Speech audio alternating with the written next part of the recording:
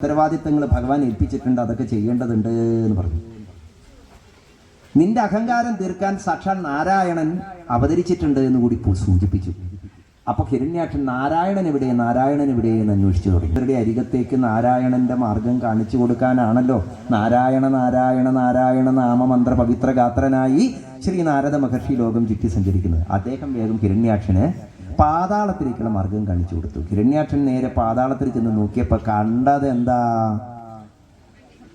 ഭൂമിയെയും ഉദ്ധരിച്ചു നിൽക്കുന്ന ഒരു കാട്ടുപന്നിയുടെ രൂപം. എന്താ കാരണം? രൂപം തവേദൽ നനു ദുഷ്കൃതാത്മനാം. ദുഷ്ടാത്മാക്കൾക്ക് ആ രൂപത്തെ അങ്ങനെ കാണാനേ പറ്റും. സന്മനസ്സുള്ളവർക്ക് ആ രൂപം എന്താ? ഹൃദയം തെളിഞ്ഞവർക്ക് ആ രൂപം എന്താ?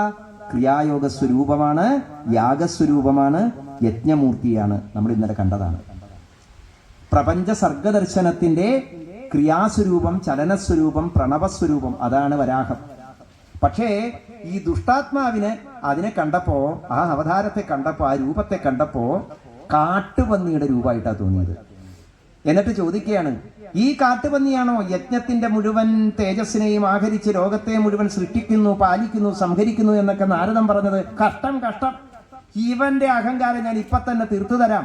എന്റെ ഈ ഗദയിൽ ഇവനിതാ ഹതനായി തീരാൻ പോകുന്നു. ഹേ കാട്ടുമൃഗമേ, നിന്നെ ഇപ്പൊ കാണിച്ചു തരാം എന്ന് പറഞ്ഞ് ഗദയും ചുഴറ്റി പാഞ്ഞു ചെന്നപ്പോ ഭഗവാൻ വേഗം പറഞ്ഞു, സത്യം വയംഭോ വനഗോചരാ മൃഗ യുഷ്മദ്വിധാൻ മൃഗയേ ഗ്രാമസിംഹാൻ.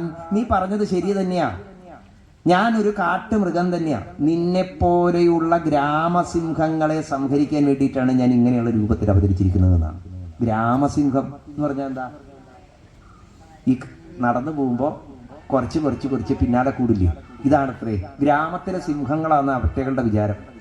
അപ്പൊ അത്തരത്തിലുള്ള ഒരാളാണ് നീയെ. അപ്പൊ നിന്നെ വകവരുത്താൻ വേണ്ടി തന്നെയാ ഞാൻ ഇങ്ങനെ ഒരു രൂപം എടുത്തിരിക്കുന്നത് എന്നാണ് ഭഗവാൻ പറഞ്ഞത്. അപ്പോഴേക്കും ഗദ കയ്യിലെടുത്തു, അതിഘോരമായിരിക്കുന്ന യുദ്ധം അങ്ങോട്ട് ആരംഭിച്ചു.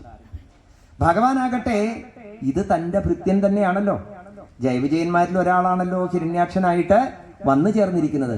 ആ ഭൃത്യന്റെ മഹത്വം ലോകത്തിന് കാണിച്ചു കൊടുക്കാൻ കുറച്ചു നേരം യുദ്ധമൊക്കെ ചെയ്തൊന്ന് കളിച്ചു ഭഗവാൻ. അപ്പോഴതാ ആകാശത്തിൽ സാക്ഷാൽ ബ്രഹ്മദേവനും മറ്റ് ദേവന്മാരും ഒക്കെ പ്രത്യക്ഷപ്പെട്ടു. ബ്രഹ്മദേവൻ പ്രാർത്ഥിച്ചു, ഭഗവാനെ മതിയാക്കൂ ഈ ലീല. ഇപ്പതാ അഭിജിത്ത് എന്നതായ മുഹൂർത്തമാണ്. ഈ സമയത്ത് തന്നെ ഇവനെ വധിക്കണം.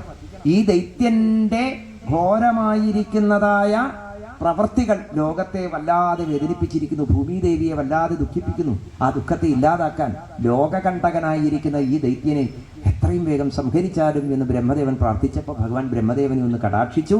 എന്നിട്ട് ആ ഹിരണ്യാക്ഷന്റെ മാറിൽ തന്നെ ആഞ്ഞൊരടി അടിച്ചു. ഹിരണ്യാക്ഷൻ മലർന്നടിച്ചങ്ങോട്ട് വീണ സമയത്ത് ഭഗവാൻ ആ ഹിരണ്യാക്ഷന്റെ മാറിടത്തിൽ കാലങ്ങോട്ട് ചേർത്ത് വെച്ചു. അതിനെ ഭാഗവതത്തിൽ ശ്രീശുക ബ്രഹ്മർഷിയുടെ അരുൾവാക്കുകൾ ഇങ്ങനെയാണ് വർണ്ണിക്കുന്നത്. യം യോഗിനോ യോഗസമാധിനാരഘോ ധ്യായന്തി ലിംഗാദസദോ മുമുക്ഷയാ തസ്യൈഷ ദൈത്യർഷഭ പദാഹതോ മുഖം പ്രപശ്യം തനുമുത്സസർജഃ. ഞാൻ ഈ ശ്ലോകം